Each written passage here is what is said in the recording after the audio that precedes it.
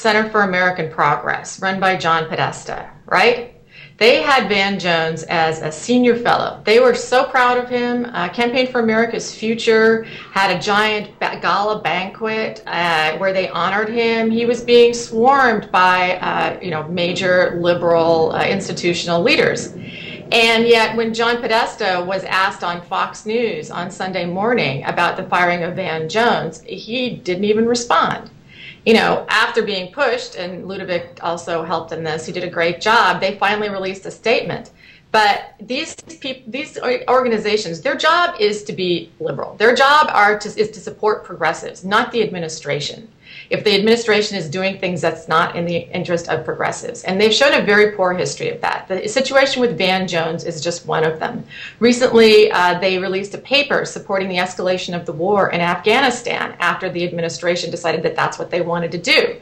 And a number of people that all of us, I think, know have had their funding cut after opposing the escalation of the war in Afghanistan.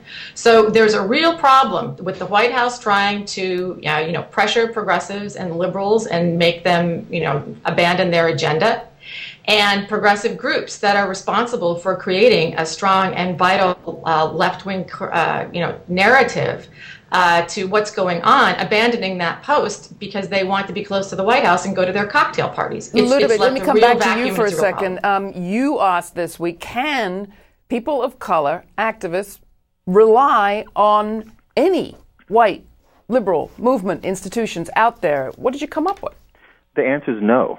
First of all, green groups, which are the most robustly funded part of the left and liberal movement, were late on the case. The first white environmental group put out a statement on Sunday, the day after Van Jones resigned. The NAACP and Equal Justice Society and several other groups of color put out statements in support of Van before his resignation. So first, the green groups were MIA. Secondly, when they finally came on the case post-resignation, very few of them even acknowledged the role of racism and their inability to combat the right when the right uses racist wedge attacks to defeat policies and progressive leaders.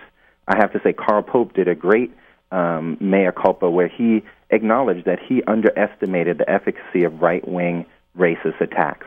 I hope he's able to gather his white organizational peers to decide that they will intervene the next time that there's a racist or sexist or homophobic political lynching. It can't be that white liberals stand aside because, as a friend of mine, Michael Galopta wrote, first they came for Van Jones.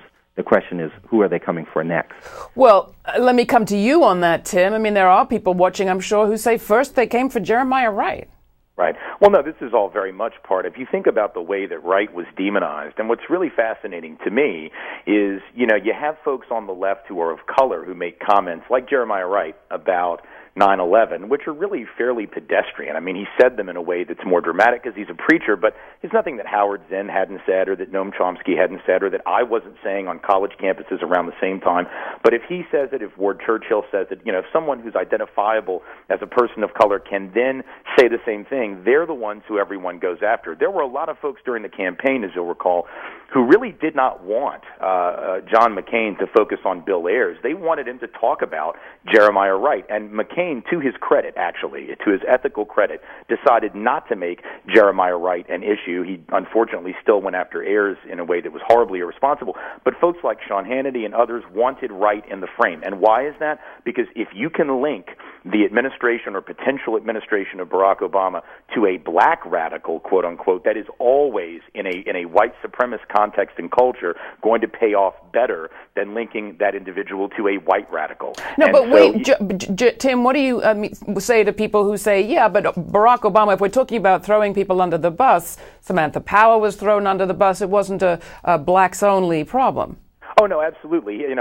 What the president showed at the time was he was willing to sacrifice an awful lot of key people in pursuit of his political goal. And that's something which we're going to be debating and discussing for years, I'm sure, as we discuss his ongoing legacy. And I think for those of us on the left, it tells us that we cannot trust that just because we happen to know people in power and maybe even have their ear, that they are necessarily going to stand by us. In the end, I think Van Jones, and others have said this, is going to be able to do a lot more, frankly, from the outside than from the inside. But What we have to worry about is the symbolic effect of this right-wing victory. When they draw blood, they are like sharks. They will come back for more. They will come back not just for those who were clearly or identifiably left, but for folks of color generally, for women generally, for anyone they can smear with those labels that they've gotten so fond of using.